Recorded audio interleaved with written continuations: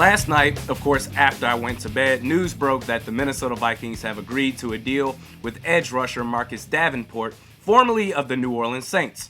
It's for 1 year, worth up to $13 million, and this will be your starting edge rusher opposite of Danielle Hunter, which means that it's only a matter of time before Zadarius Smith is gone, whether he gets cut or traded, and it takes another need off the big board.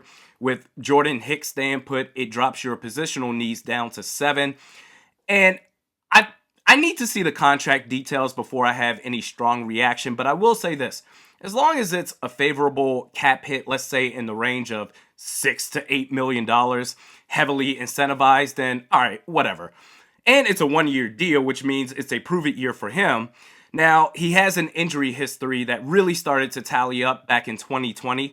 In 2021, he played in just 11 games, but despite that, the dude went off. 9 sacks, 9 TFLs, 3 forced fumbles. That's impressive. Last year, 2022, not so hot. Half a sack, 2 TFLs, 8 quarterback hits. Not great. I can't remember a swinging performance like this. In 2021, he was prime Alden Smith. Last year, he was Erasmus James. Kwesi Adolfo-Mensah is gambling on Davenport having a bounce-back year because he has demonstrated before that he can be a game wrecker. Boomer bust potential, I'd say low risk, high reward. The risk being low because it's a 1-year deal. If he goes off, give him a multi-year contract. If not, if it doesn't pan out, you can move on. Again, as long as the cap hit is reasonable, then whatever, fine. In other news, we talked about this possibility yesterday. Dalvin Tomlinson is leaving Minnesota for Cleveland. He and the Browns agreed on a 4-year, $57 million deal with $27.5 million guaranteed. Wow. There's no way the Vikings were matching that. Maybe the annual rate for 2 years, but 4? That's a big commitment. Even if it was 3 years, really, with an out in the 4th, still no, because it would go against the quest of getting younger and faster on defense. And furthermore, I'm really starting to get the sense that the front office is looking to do a hard reset on the defensive side of the ball. Meaning, all of Spielman's guys outside of Danielle Hunter, they can all go. And when you're coming off a season when you have the second worst defense league-wide, it makes that decision a whole lot easier. Now, switching gears here on offense, according to Field Yates, Vikings are expected to re-sign Nick Mullins. I like it. He's a solid backup quarterback. He already knows Kevin O'Connell's system. It makes perfect sense. At the same time, that should not stop you from drafting a quarterback this year, especially with it looking more and more likely that Kirk Cousins is playing in the final year of his deal, which, speaking of which, I saw Mark Wilf on Good Morning Football, where he was essentially asked the same question for Justin Jefferson and then Kirk Cousins. What's their future looking like in Minnesota, huh?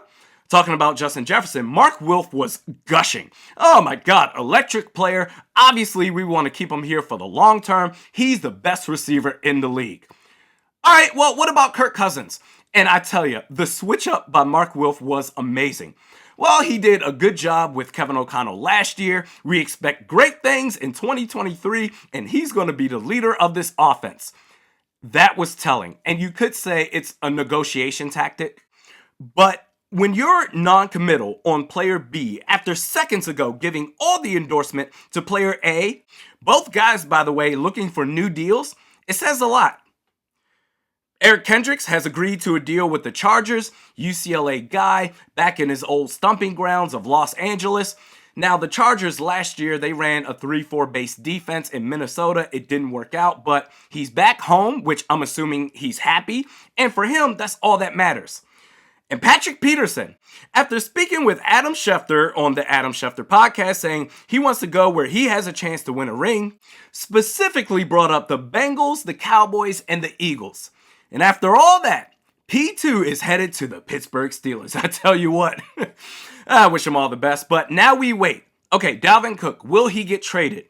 Z, when will he get cut or traded? Harrison Smith, does he restructure or does he get let go? And also, what other free agency deals do they land? We'll be sure to follow up.